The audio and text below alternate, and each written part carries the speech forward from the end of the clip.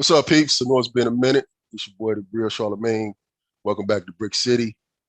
Today, got a special guest, but before I get to that, hope everyone had a great holiday, Easter, and you got Mother's Day coming up. Don't forget, get your Mother's Day gifts.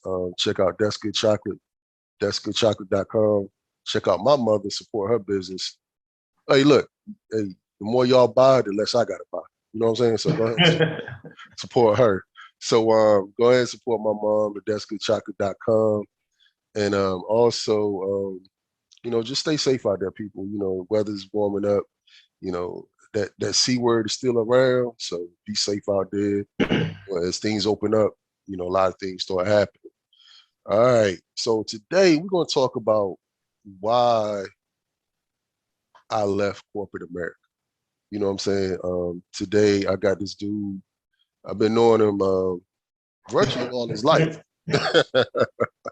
Virtually, you know what I'm saying? Yeah, and this is not a trick. It's not two people. It's not the same person talking twice. One week here. So don't think it's a trick, camera trick. But yeah, this is my son Tyrese. Tyrese Little. What's going on, guy? How you doing out there? I'm doing good. Appreciate you for having me. Oh yeah. Like I said, man, we a lot of people, first of all, just let's tell them about yourself, then we'll get into the meat of this thing. Tell the people a little bit about yourself. All right, so like you said, my name is Tyrese Little. I'm here in Charlotte, North Carolina. I'm the owner of Olympus Cuts. And yeah, so it's a barbershop.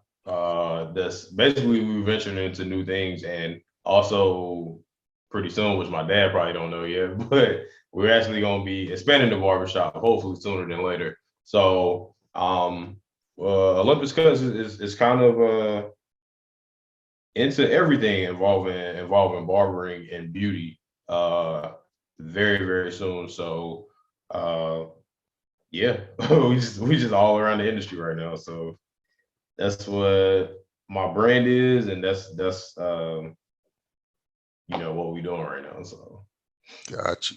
That's what's up. But before we get into Olympus Cuts and how you got to Olympus Cuts, tell I had you on the show before last time we was talking about, you publishing your ebook, and just getting some information out. But before you got to that point, you worked in corporate America. You worked with two Fortune 500 companies prior to leaving corporate America. Could you talk about your experiences without, I don't want to bash on companies, but just talk about your experiences in those companies, and just tell people, about the type of money you was making with those companies, and let's talk about that for a second. So my first job, first out of college, was I think I had the job without even having to say the name. I was doing rental cars. I feel like that's that job that a lot of athletes go into because it's a very high-paced environment. A lot of people don't realize how much you actually move when you do the rental car thing. Even things as simple as washing cars. Like you wash cars pretty fast, and and do a whole lot of things on the back end that people don't see when they come in as a customer. But that was my first job, and I made pretty decent money there. I think I was making around like my first job, I was making around like 45,000 coming straight out of college, which was good, at the time, especially with me. I was living in Spartanburg, so Spartanburg is not an expensive city at all. Which is where I also went to college at. So so I had a roommate coming out of college. So my expenses were low, super low. So for me, that amount of money was actually more than enough, especially when you're spending it right. And so I did that for probably, I think I did that from like 6 to 8 months, maybe. Right. Which even going into like what you were talking about with corporate America, like this day and age, people not staying at jobs for 20 years. So 6 to 8 months was like all right, I got some experience. What's next? And that's kind of the generation we in now. So my next one, I became a territory sales manager, which that was definitely a bump in pay and responsibility. Uh, I mean, pay wise, I think I was, God, I can't, I forgot exactly what the pay was, but I remember. I remember my first letter was 55,000 plus potential to make up to like 40% bonus wise. Mm-hmm. So, and then it went up, over time throughout there. I remember I went up from like 55 to 63 to it was something else right before I left. Still with the same bonus structure. So I was making some pretty good money basically. I Mm-hmm. mean, you can make anywhere from like 70, even on the $55,000 bonus. I mean, salary, you could probably make, like 70,000, or, when I was making like 65, 63, 65, you can get up in 80s, and then past there, you definitely can get close to 100. So I was definitely trending that way, especially with what I already had going on. And I had a lot of success in both jobs. The first Right. one, I was a top seller. And I did really well as soon as I started. And actually, I found out that I got the second job while I was at a celebration for being a top seller. First job. Right. I transitioned onto that, and then, like I said, the second job I did really good. I was rookie of the year. Made a lot of big sales. Like, so they moved me into Ohio, Right. and I closed a bunch of deals that like people didn't get closed in the past. Probably working on for. I mean, they were trying to get these deals for 5 years, and I think I closed some of them in like 6 months to a Right. year. Right.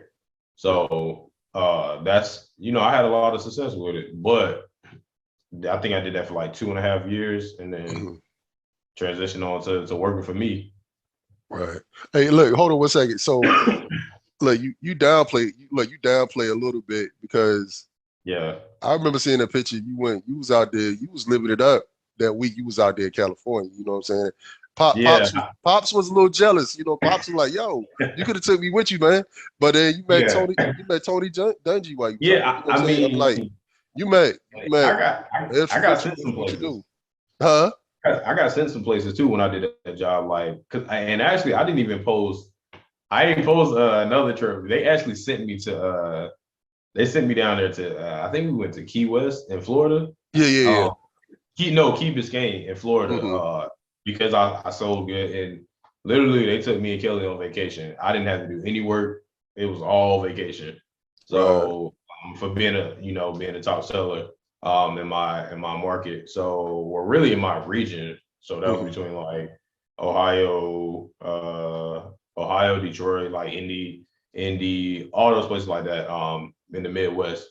I was a top seller out there. So like I said, they sent me down to Key Biscayne strictly for vacation. Right. Um, like I said, they sent me to Cali to the resort, did Orlando, Mm-hmm. Pittsburgh, a bunch of different places, like just Right. literally just because I was doing good. A couple of them was just like company meetings, but it was still a lot more fun than work just Exactly. because I was having that success. Right. So Right. So needless to say, before you left corporate America, I mean, you basically was at the top of your game before you mhm. left, and with all the perks, it wasn't like it was like, you know, you was just a struggling person, just trying to figure it out. But I know, look, when we was talking about that the other day, it was like, you and then your youngest brother, we call y'all like the nerds of the family because y'all like to try to figure stuff out. You know what I'm saying? You're gonna do the best at what you do wherever you at. You know what I'm saying? Yeah, And yeah. so I knew you're gonna do well, regardless of what you did or how you did it. Mm. So pushing forward, you know, what kind of transitioned you to say, hey, you know what, this is cool, but this is not for me. You know what I'm saying? So Yeah. what transitioned you to that? Um, I think for me, the first thing that triggered early on was me closing that deal. And I didn't add up all the numbers in my head, but I can tell you that I closed my first big deal was millions of dollars, like millions. And I ain't talking about like 1 to 2. I'm talking about millions of dollars. And I realized that I was like, man, I made this company all this money off of my efforts. And honestly, the salary that we was talking about didn't change. The bonus structure that we were talking about didn't change. So for me, it was especially being a former athlete, because I know you get out what you put in. And that was like tough for me at first, because I was like, I didn't get out what I put in my opinion. Yeah, some people are okay with closing something like that big and getting a pat on the back. But for me, let's be honest, like the generation we in now, like it's like show me the money, like on on the movie, what Cuba Jr. said, show me the money, Yeah. But like that wasn't the case, and that wasn't the only deal that I had that was like a big deal. I had this one account that as soon as they opened, I switched them all over to our product. And literally and we're talking about taking, and I work in the tire industry, so taking all the tires that they had on, and this takes a lot to convince somebody to be like, it's just like you buying a brand new car, Right. and me being able to sell you into taking your brand new tires off, getting rid of them, and putting these tires on, and you trusted me enough to be like, yo, he know what he talking about. I'm gonna save so much more money if I take these brand new things off and sell them over here probably for less, right, and pay more at the highest dollar amount than what he's selling, and he's still gonna save me money. Wow.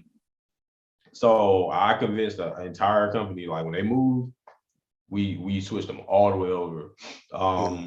And in my opinion, it wasn't like a selfish thing, but it was kind of like nothing changes no matter how hard I work.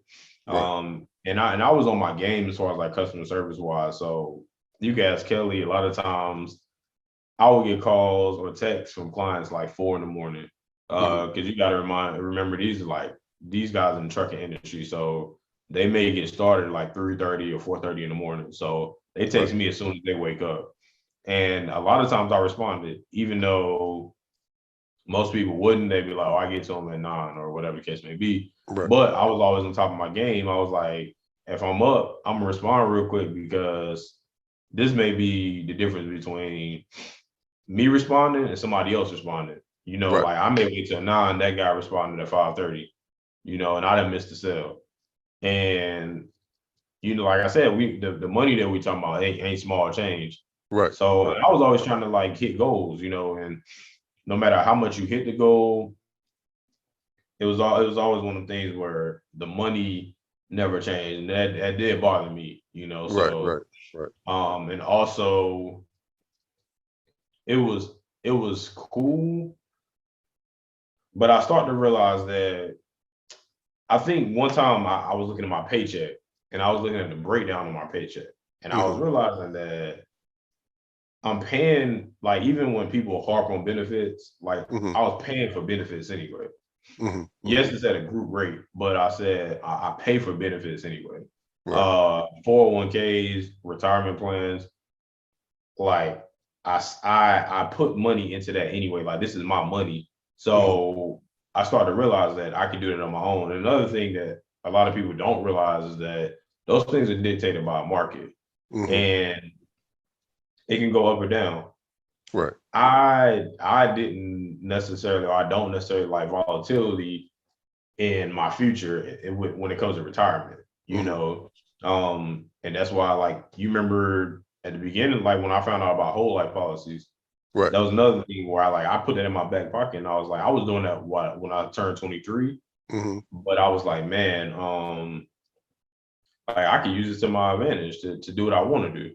Right.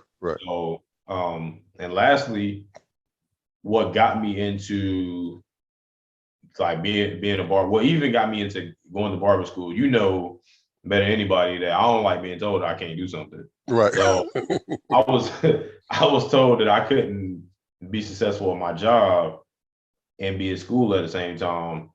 And really originally it was gonna be one of those more so like prove you wrong moments, but it was also one of them things where it was a wake up call because I was like, man, I could really do this and I can make $100,000 doing this or more than that, and based off of my efforts, you Right. know. So I was like, I'm already kind of good at it, and I said, man, I could just make the transition over, and it's just gonna be all on what I do, Right. and yeah. So like you said, that modern thinking actually made me make that switch in my mind. Right. Right. So, you know, I know you mentioned school, you know, I remember the day you was like, because I know you was at first you was like, I'm gonna go get my master's. And then the school here in North Carolina was like, well, you can't use a scholarship because you're not a resident. And then Yep. you was like, well, you know, well, I still got benefits. And you was like, yo, I'm gonna use them. You like, Yeah. no matter, you was like, I'm gonna use them on something. And Yeah. so like you said, you was like, yo, I want to go to barber school. I was like, okay, you know, you was already cutting hair anyway, you know, while you was in Yeah. college. So I was like, hey, go ahead, go for it. You know what I'm saying? Just see how it go. And Yeah. so going to barber school and working in corporate America, what was that moment? I know what the moment was for me, but I want the audience to hear that moment when you picked up the phone. It's like, this is it. You know what I'm saying? This Yeah. is what I want to do. What was that moment like? I mean, I feel like it was a few of them, but ultimately, first off, seeing the success of my teacher, Ron West, when I was there, that was one thing because when you can actually like talk to somebody that's successful doing what you want to do or the thing that you got in your mind, you start to realize like, okay, I like how different is he like am I from him? You know what I'm saying? Like Right. is it you know is it a skill thing? Not quite. Is it an age thing? Not quite. Did he get a head start that I don't have? Not like, and I don't really make excuses. So I was like, I'm seeing the success right here, and I'm seeing obviously the money too associated with it, but the freedom and just a bunch of different things where it's like I can really get rid, you know, I can really go do my own thing. Mm-hmm. And another thing was I hated living in Ohio. I was Right. like, Right. yo, Right. Right. I want to like I like you know, y'all always told us to move around to get Right. different experiences. And by this point, you know, I had been around. Right. Right. Right. I went to college in South Carolina, stayed in South Carolina for a little bit, moved to Ohio. The good thing is I have friends all over. So, Right. you know, I was going to like I said, Cali, Florida, Atlanta, Georgia, you know what I'm saying, DC, like we was going to DC, you know, as kids. So Right. and also with me already maneuvering around, I knew what I'd like, I knew what I didn't like, Mm-hmm. and I knew I wanted to be back in the Carolinas ultimately. So I was like, well, at this point, um, this is gonna get me back here. And I like I said, I could just get a clean slate and just start over and do exactly what I want to do. Right. So that was kind of like, you know, breaking point for me, and just like I said, just seeing the overall success, like Mm-hmm. and the barber industry itself had changed so much from what it was back in the day compared to now. Right. And I think that it's it's becoming more, it's definitely becoming more popular. Right. Some people that is just like, and some people that never even thought about getting their license was like, man, I'm gonna get my barber's license. Right. Right. But you know, because they also see the success, they see the lifestyle, they see all those things, and yeah, I mean, but ultimately though, those are a couple things. I mean, obviously it's more, but that's Right. like the primary things that kind of Cool. was like, yeah, it's time to move on. Right. Right. Right. And so, you know, so with barbering, you completed school, you're Mhm. still in corporate America, and then you like, all right, I want to become a professional barber. You did your research, you figured out the location, but I remember your planning stages. Well, so tell the people a little bit how you plan this transition out as far as money, because you had a corporate card. Look, we keep going back to the perks of corporate America, because Yeah. you had a vehicle that you had full time that was your car. You did what you want to with it. That was your corporate Yeah. vehicle, and just losing some of those perks, but then going to the unknown, because you're going from having a paycheck every 2 weeks, having a salary, Mhm. and to basically going to the unknown.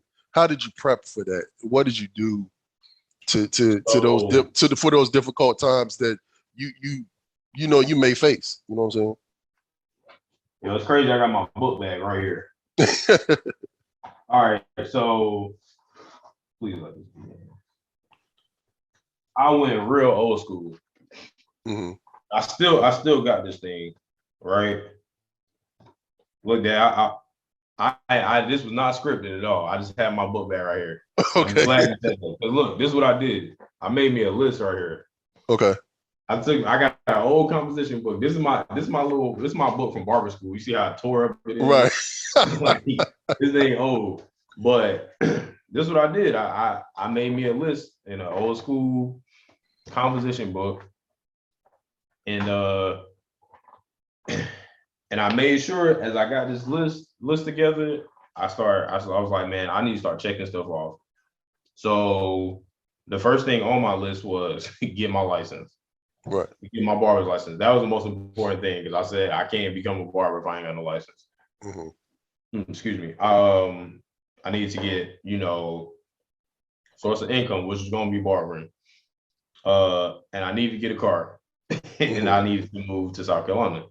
And most importantly, I was like, I need to invest in me. So those are the things that I started to. That's like half of the list. But ultimately, my thing was, all right, what do I have right now that I need to replace? That's a necessity. So hmm I started looking at overall, obviously my salary, which was what it was. So like I said, I started looking into ADP, finding out what exactly is my salary right now that like, and I'm talking about to the cent, what is going towards what? If they like, let's just say using round numbers, if somebody's paying you $2,000 every 2 weeks, how much of that $2,000 is going to taxes? How much of it is going to health insurance? How much of it is Right. going to retirement? How much of it is going to that company car? Because people tend to think that yes, it's significantly cheap to where you don't realize it, but you're still paying for things. So like even the company car, it came out, I think it was like $130 or something like that a month for everything though, like insurance, hmm gas, Right. personal knowledge, and all that stuff. But I said I'm still paying for it, right? Right. Right. I was like, all right, out of this 2,000, where is everything going? So once I realized where everything going, I came up with a number, and I was like, okay, right now I need to be able to cover these things. I need to be able to cover my salary. I need to be able to cover the whatever car I need, car insurance, retirement, and for me it was a whole life policy, um, and just everyday living expenses. So rent, um, food, hmm gas, all those things. I kind of got a number. And what I did was I just kind of became disciplined in the sense of, all right, I need to stack some money up. So when I was getting those bonuses, I was putting that money to the side. I wasn't spending my bonuses. And I was like, well, I'm gonna get us to North Carolina. So, and I had to factor in the move as well, hmm because a lot of people don't know, excuse me, moving from state to state is not cheap. hmm And I had to break the lease because I ain't gonna say we were not doing another winter in Ohio. Right. So so I think we moved here in like October. hmm Actually Kelly job transferred her, so she actually came like a month before me. So I ended up getting here in October. But uh yeah, so I mean I had to break the lease, hmm factor that in. So I basically saved up a decent amount of money, and honestly, it wasn't even about that. It was really about like just betting on me in that sense because Right. I was going to do it whether I had the money or not, Right, like right, whether I right, had right, all the money or right. not.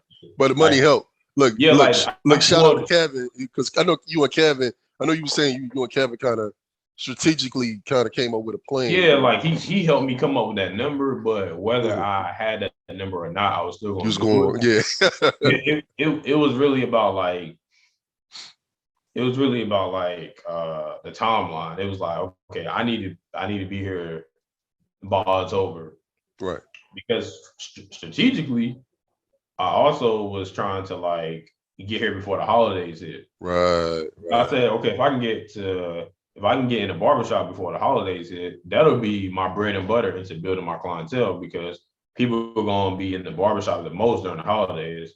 Exactly. You know, so that was like it was all strategic, and but it was also like, yo, I can't flake out if I don't have this dollar amount. And Right. that's why I think like going into another subject, like I think it's important to have personal credit Hmm. because I kind of ideally, you know, most people, you know, they always harp on, you know, use your business credit, use your LLC, yada yada yada, and you got to build that stuff up. So for me, I was like, what I did build up was my personal credit. So I was Gotcha. like, if worst come to worst, I still have that in my back pocket. You Hmm. never abuse it, but you still got it. Right. So like that's one thing that I used before I built up business credit, which is that's going good now. But before I built that up, I also had an American Express where I kind of was disciplined enough to loan myself money for my business and Right. then pay that back.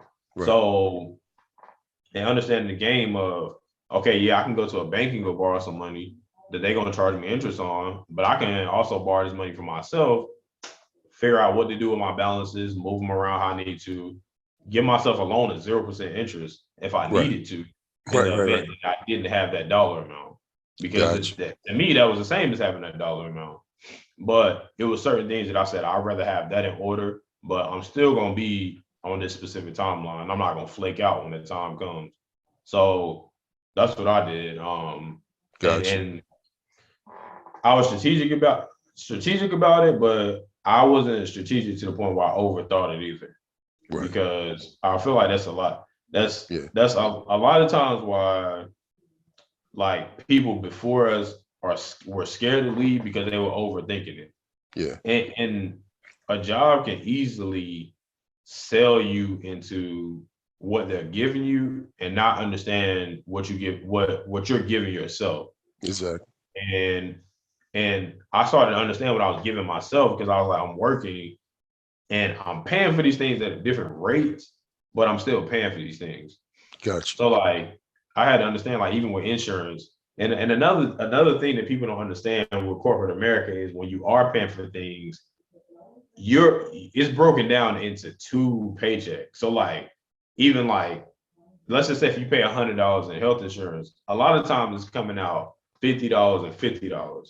You don't see that whole $100. So to you, you saying you only pay $50 for health insurance. Really, you paying $100 for health insurance. It's just coming out Hmm. in different times. Whereas now, like I may pay $200 because I'm on a plan by myself, which is fine. But I see that large lump sum and I see where my money is going. Right. Right. So, and I also understood too at a certain age that sometimes benefits like they sell you and they over benefit you, in my opinion. Hmm. And to me, like, I mean, and that's me knowing me. I haven't had no major health issues. I haven't had no crazy like stuff. Like I eat pretty good. I work out regular. So for me, I didn't need the health insurance of a 60-year-old. You know what I'm Right. saying? Like Right. Right. I Right. need something normal. I need something good to where I can go to the doctor, go to the doctor visits if I need to. I can get my normal, you know, checkup annually or you know, 2 times a year, whatever the case may be, Hmm. and cover any major surgeries if I happen to have one. Gotcha. Like that was the stuff that I needed. You know, Right. I don't need a doctor visit every single week or every other week Right. Right. and Right. stuff Yeah. like that. So I started to understand that I was like, man, I'm overpaying for all this stuff, even though it is a good benefit. It's like I don't need all of it, Gotcha. So, and I really just was like, well, I can take control over what I got going on, and use that to my benefit. So, then I just made that transition. Yeah, that's what's up. Because I applaud you for that because, sometimes people get a wild hair update, you know what, and then they like, well, I'm gonna go do this, you know what I'm saying, but don't have a strategic plan of how they're gonna do it or complete the mission, Let me and close this door. yeah, especially that. But so once you got into to Charlotte, I know you did a lot of research as far as finding a shop and doing things like that. So once you got settled, once you got to the shop, how did you feel that first time when you like, you know what, I ain't getting no paycheck this week?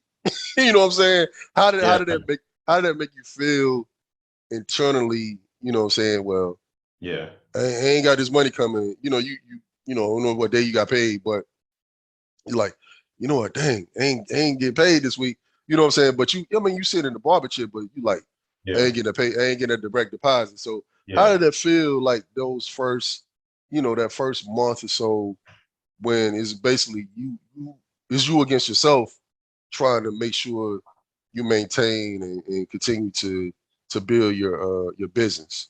Yeah. That first, I ain't gonna lie. That first, I guess it would be like the 30th or the 15th or whatever it would have been. I was like, dang, y'all really ain't gonna pay me. Nah, but I mean, it was kind of nerve wracking at first, but at the same time, it's crazy to sound. It was kind of exciting because I was like, all right, I know I'm not getting this money, so now where is this money gonna come from? Right. And I knew I had to go out and get it. Right. So that's what and I made up in my mind like, yo, um, like this money is not coming. No matter how much you wanted to, no matter how much you think like, oh, they made an accounting error and they accidentally paid me one extra paycheck, it ain't happening. So right. I realized that, and like I said, I just gotta go get it. So then that also, I feel like when you're in that type of stress, most people, I'm not gonna say most people, but a lot of people get their most creative when they're under that type of stress. So, and we saw it now, like even when COVID first happened, a lot of people got creative because things happen in their life where it changed stuff. And even like with us, we had a child during that time, and I started out cutting hair 7 days a week. When she was born, that got cut to half of that. So now I had to reel it back in and be like, all right, that same 7 days ain't coming in.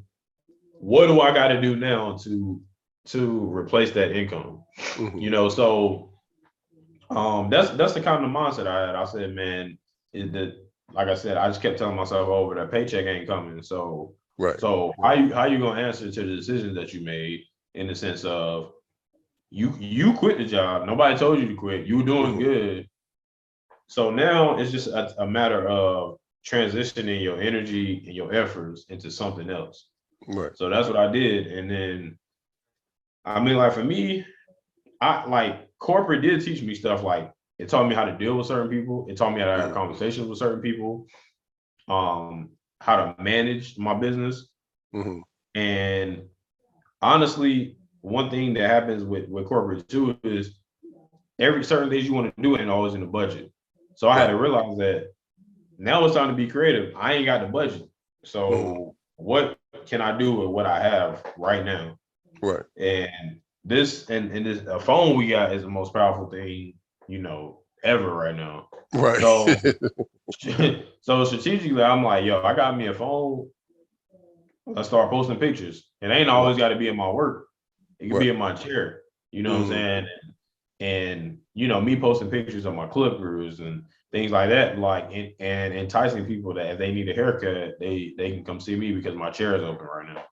Gotcha. So so once I started to get under that kind of stress, it's like, man, look, either you gonna go back to a job or you gonna figure it out. So I was like, man, I'm just gonna figure it out Right. because I ain't Yeah, going back because out of the decision. look, because I know, man, it was like every time I called, you was in that shop. And like you said, you was persistent Yeah, and consistent. You know what I'm saying? It's yeah, like some people be persistent, but don't be consistent in doing the work. You know what I'm saying? yep, Like yep, they'll talk about it, they stay on it mentally, but they don't yeah, do it physically. You know what I'm saying? And yeah, like some people try to tie the two together, but in essence, it's two different things because the consistency, you know what I'm saying, you gotta be there.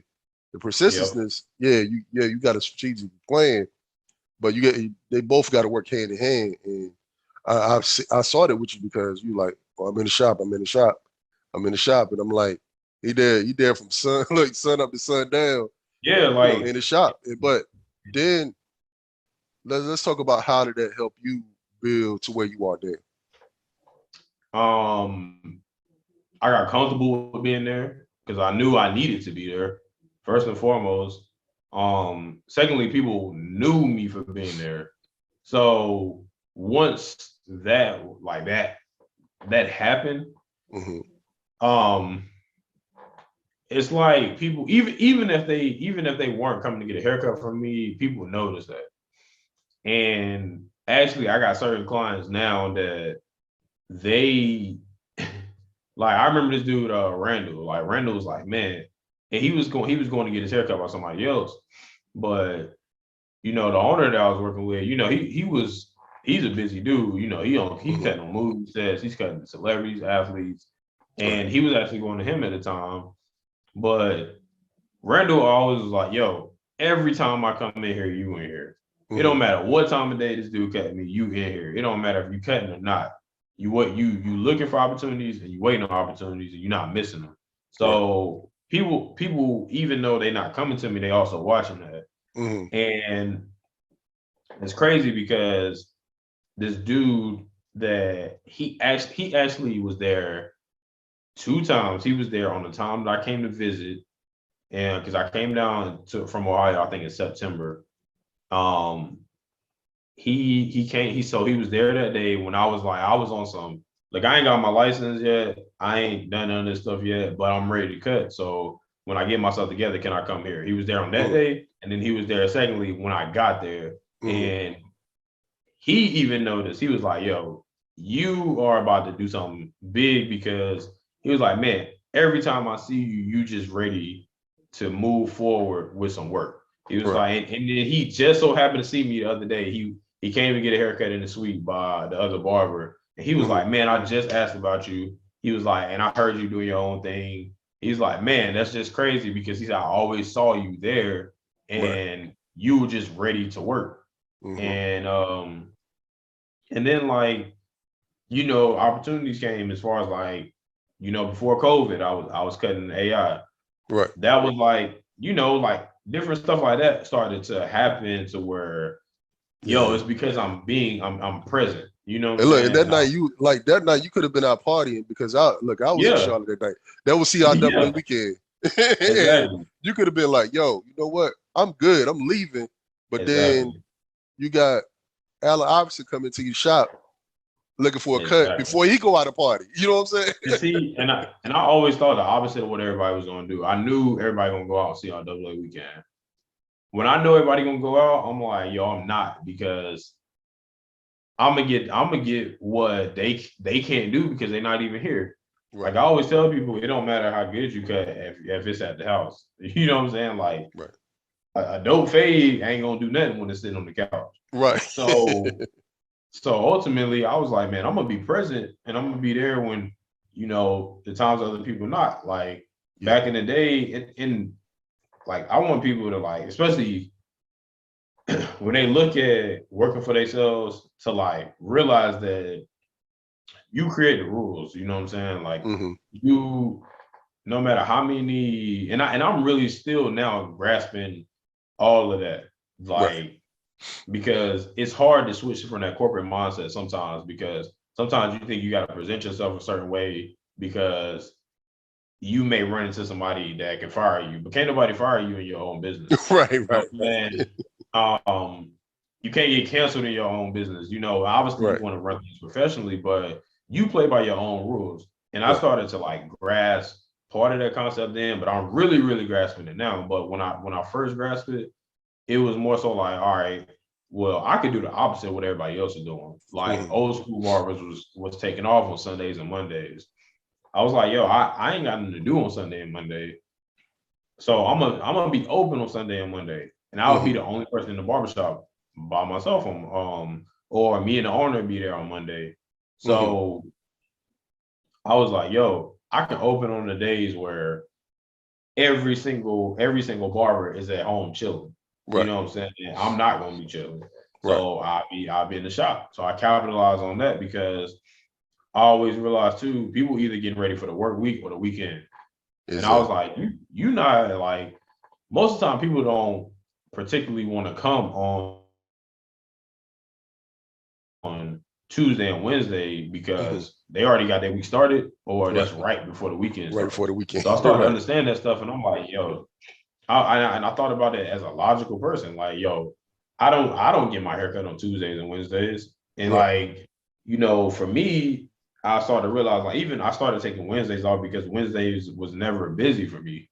So Mhm. I was like, well, that's like I play by my own rules. Wednesday is just a reset day for me, Right. So I was like, I'll go Monday, Tuesday, take off Wednesday, and run it through the weekend. Mhm. So for me, that worked. And then, like I said, I played off of what do I want to do, how do people think, Mhm. and like just schedule my business around that. Right. So Yeah, with let's look at the timeline to give people a timeline of how you transition. So you graduated college, what, 2015? yeah, 2015. And then you got So your I did. first job. So I graduated in May of 2015. Mm-hmm. Got that first job. I started working the next week after graduation. Right. Stayed there until like I think it was basically by the end of the year. Mm-hmm. I know I got it. I know I got the offer for my next job in like December. Right. So I probably started the next job in February 2016. So I think I did training from February, March, April, I believe, Mm-hmm. something like that. So then I worked that job from 16, hopped in barber school in 2017, finished barber school from 17 to 18. And then October of 18, moved to North Carolina full time. Then I became a barber full time. Um, and then then I did all that for 2 years in that shop, and Mm-hmm. then had my own spot by what 2020, 2020. 2021. Wow. Yeah. That's yo. That's a crazy timeline because, like I said, I didn't realize. Cause I was sitting here thinking, I was like, that ain't take that long for that transition to happen. I mean, it didn't seem It long, didn't but it seem, was like yeah, it because it was like boom, boom, boom, boom, boom. yeah. Wow. Yeah, that's crazy timeline. So, Yeah. in the essence of things, like you said, it goes back to money. And Mm. look, I know you said that's the reason you left. So, money wise, how is it going now as far as your salary to corporate America and your salary for yourself? Mm. So for me, I could easily match the corporate salary. Gotcha. My issue was always getting I'm not gonna say the issue, but my goal was to always get past that.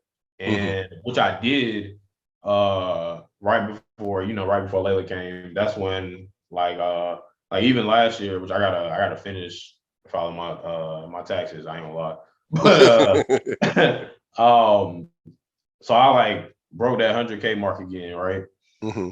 And that's just off cutting hair. That ain't no products. That ain't Right. T-shirts or other things that I was doing along those lines. But like that's just off cutting hair. So like I'd already beat the corporate salary. So Mm-hmm. like even now, I mean, honestly, like to be transparent, I took a step back from cutting as much because now I'm like, okay, how can I get to that? How can I make like $50,000 off cutting, Right. but another 50 off of like just passive something, you know what I'm saying? So Right. that's now, transitioning me into doing other things and kind of like playing around with it and being strategic into like, okay, well, I didn't do it one time. I could do it again somewhere else, and really try to beat that goal. Like really ideally, I'm like, man, I want to be able to double, the 100K Right. and however I can do it, but within my industry.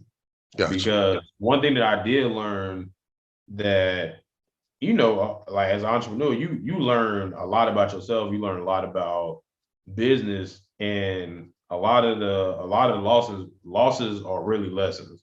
Right. And COVID taught us that a lot too, because then we realized, yeah, I can make 100,000 when I'm in the shop, but what if I'm not in the shop?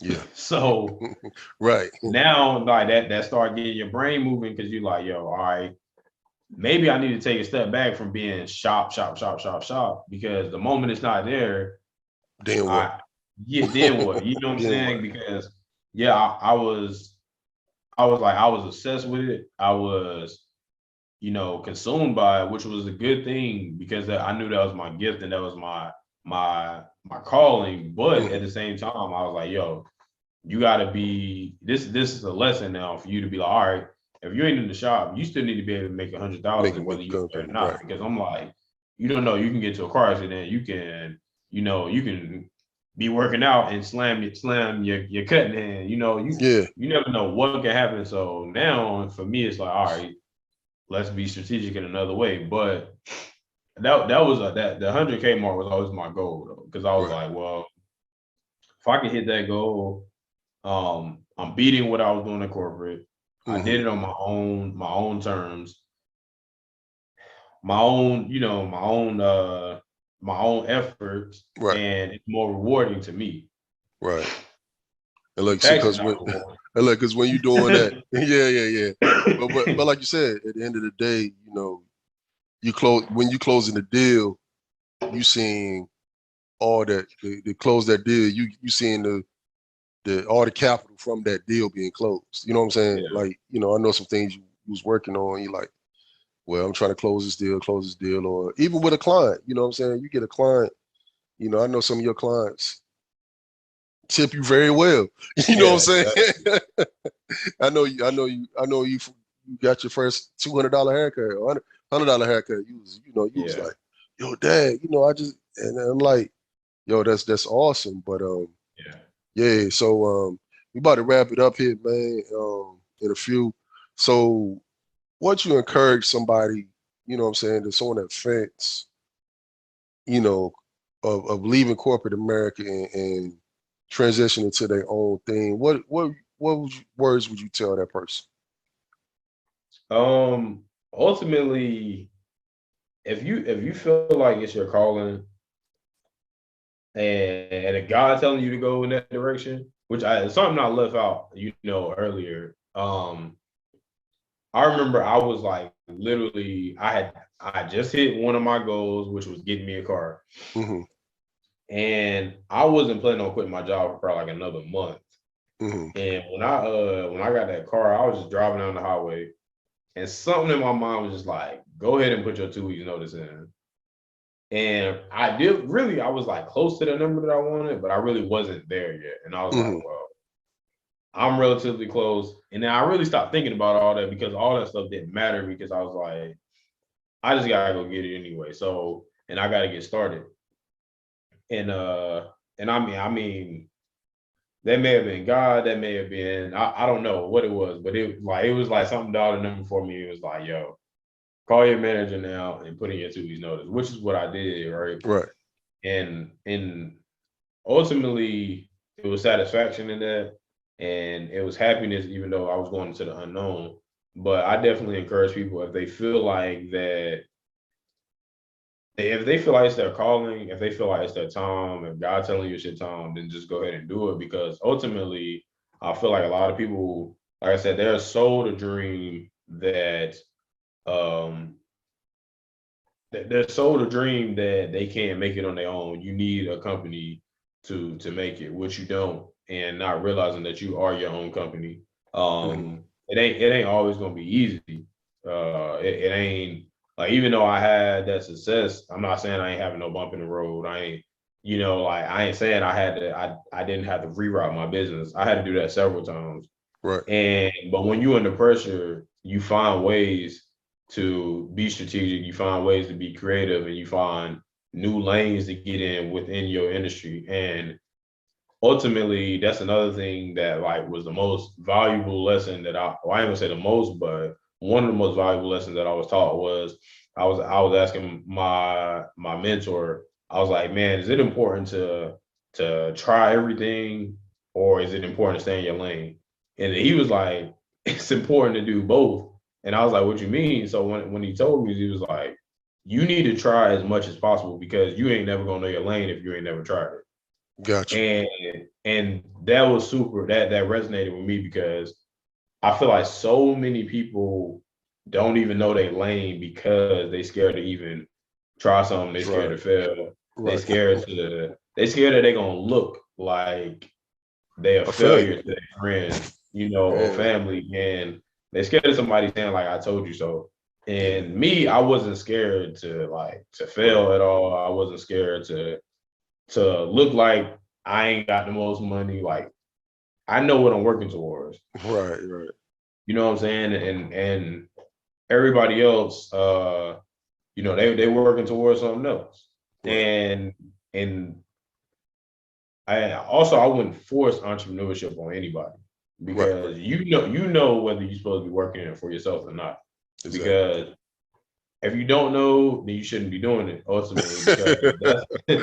that's what's gonna keep you up, and obsessed at night. I remember times when Kelly was like, bro, can you please just come to bed, because you go watching video, you go watching barber videos all night, or you don't even let yourself rest. And I'm Right. like, because I know what I want to put out in real life. It's just in my Right. head right now. So I'm Hmm. trying to figure out the best way to put it out in the real world. Gotcha. And like I said, like, if you don't know, then you probably shouldn't. But if you have in the back of your mind, like, man, I should be doing this, but I'm scared to leave a company. Um, you just need to set those goals, and just start checking stuff off. Like I said, I made me like I think like a list of 10 things that were like very to the point, but at the same time they were kind of broad. It was like, Hmm. get a car, but what type of car? You know what I'm saying? Like, Right. Right. well, I Right. need to keep my payments reasonable. I need to have my insurance Hmm. reasonable.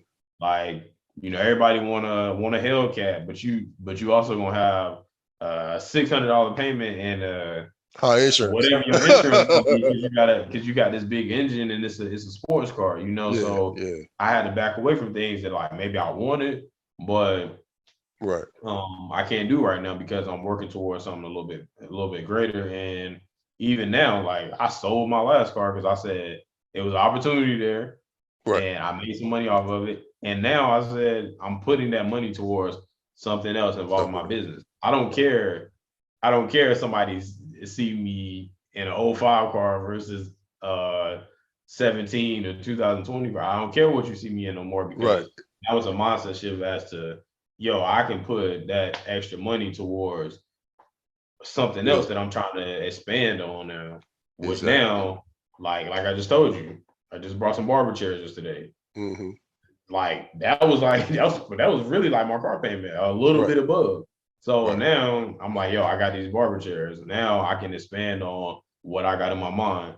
Hmm. But you gotta start there, and, to, like I said, set them goals, start trying to hit the goals, and work your way into what you're doing. And don't be scared to fail ultimately. Like, I was prepared to do whatever to make my dream work, as far as, like, look, I didn't bounced at a club with you one night. Right. So I was like, yo, if I gotta do that in Charlotte for a couple weekends, that's cool. Right. You got Uber, you got Uber Eats, you got Yeah. DoorDash, like certain things that you could do at night when your business is closed. If you need the extra money, you can go make the extra money. Right. And I wasn't afraid for somebody to see me bouncing at a club or DoorDash, if I had to do valet or something like that, like I was prepared to do whatever. Like Right. I didn't have to, but I was prepared to do whatever. Prepared to do it. So yeah, I mean, I think that those are just key things, man. And just like once it's time to step out, just do it. Right. And don't think that paycheck coming. So Yeah. yeah, don't think that paycheck coming. Yeah. So yeah. And that's the thing, man. I always tell y'all, like, try it. You know what I'm saying? I was like, I said, regardless of what somebody say on the backside, they could talk, but if they never tried it, they can't say ish to me. You know what I'm saying? Because they ain't never tried. They ain't never step outside the comfort zone. So if you try something and fail, or you try something and regroup, because it's never a failure because you tried. You know what I'm saying? Man, this dude posted something this morning, and I was like, we not off. This was bars. He said, "Stop taking constructive criticism from somebody that ain't never constructed something." Yep. And I said, that makes so much sense because people take so many ideas, criticism from people that ain't never done what they trying to do, or even got close to it, and you taking that's like somebody trying to teach you how to build an engine, right? And they never been in the hood. You know what I'm saying? Like you can't tell me that you ain't never done it before. You ain't never done it. And ultimately, like it's better to try and fail than to live your whole life wondering what if, what if this would have happened? Because your business not gonna be created every day, but corporate America gonna be there every day, which a lot of people don't think about. Mm-hmm. And it's gonna be here far after we gone, because it's always gonna be a group of people that want to work in a structured environment under somebody, under one name, that they want to work from 9 to 5 and have benefits and live a normal life, which is nothing wrong with that. So but it's not for everybody. So people gotta understand that, like, yo, just go try it. And if it ends up not working out, that thing is always there. Exactly. You know what I'm saying? Even your business, it can be put on your resume, if you end up going back, whatever case may be. Right. And ultimately, like for me, you got to try it though, at least. Yeah. Because you live your whole life wondering, it's like, man, then you get to 67 years old, then all of a sudden you like, I want to be a barber now. Your body can't stand it. Yeah. And the worst is when you get to that age and then you become successful with it. Right. You like, yo, I could have did this 50 years ago. 50 years ago. So that's like the different things that I'm like, yo, I'd rather know now that it's gonna work or not work than wait until I'm 60 or 70 and I'm like, man, I done tried it. Now I'm just doing it because I'm retired now and it's working. Yeah. And now I gotta sit with all those years really on me. You know what I'm saying? As far as like, yo, I never took advantage of the opportunity that I had 40, 50 years ago. So so yeah, that's my advice to anybody that's thinking about doing it. Got you. Yeah, man. Like I appreciate you, taking time out your schedule today. And this is a part when I got another fellow coming up, people, because I think some people call it the Great Reset. You know what I'm saying? Because a lot of people are leaving corporate America. They're leaving structured industries to go, venture out and do their own thing. Because, like you said, it's like you get to the point you like you said, you see the money. People seeing the money that and the effort that you put into for someone else, and they don't compensate you for it. They don't appreciate you. And so, so I'm gonna have a part 2 to this. And like I said, Tyrese, appreciate you coming out, man, and dropping these jewels today. One last thing though. Okay, go ahead. Even with the money, I don't want people to get caught up so much, especially this day and age, with chasing the bag, because chasing that bag can lead you in the wrong places. Right. Like that has happened to me. That's happened to a lot of people before me and after me. Like, find what you love and monetize it. Mm-hmm. But the key to it is finding what you love, because a lot of times people are thinking they just love the money, and that money ain't gonna keep you up. And when times is hard, the money's not gonna make you as strategic when things are tight, because you don't love it. When you just chasing the money, Right. like, so, and that bag can lead you in the wrong places. So Right. that's all I got to say too, because I'm like, yo, a lot of people look at that money, and they compromise them. They compromise their Yeah. morals, respect for Oh yeah. themselves, Oh yeah. and all because of money.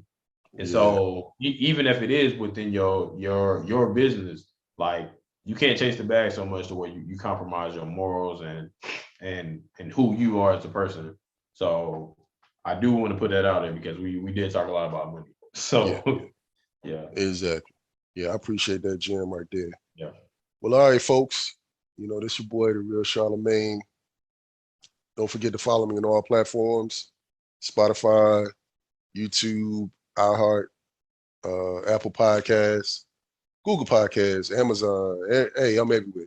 Like you see this, I'm everywhere. So until next time, peeps. Hey, tune in a couple of weeks. I got another part 2 to this, and be safe out there.